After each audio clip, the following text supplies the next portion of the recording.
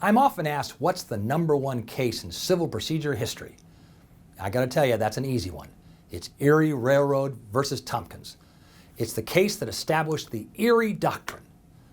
We're trying to figure out, when we have a diversity or state law claim in federal court, what law governs that claim. And it was the great case of Erie Railroad versus Tompkins that established that. You can understand why we needed to know. If a party can choose between state and federal court by way of removal or original jurisdiction, you're going to have possible forum shopping. You run the risk of different decisions if you have different law. People could manipulate the jurisdiction to gain tactical advantage. And so the Erie case came to fore. How do we know that we're dancing on the Erie dance floor in federal court? There's really a two-step. First, it will only come up when we have a state law claim in federal court by way of diversity or supplemental jurisdiction.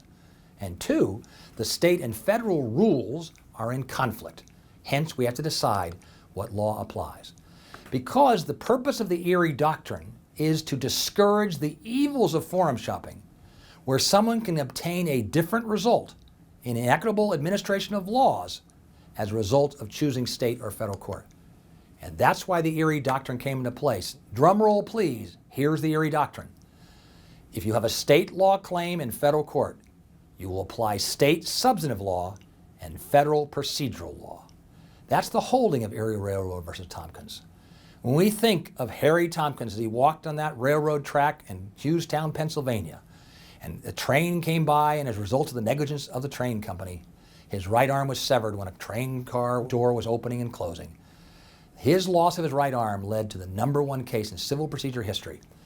Understanding the difference between substance and procedure becomes one of the most important and essential aspects of understanding Erie Railroad versus Tompkins.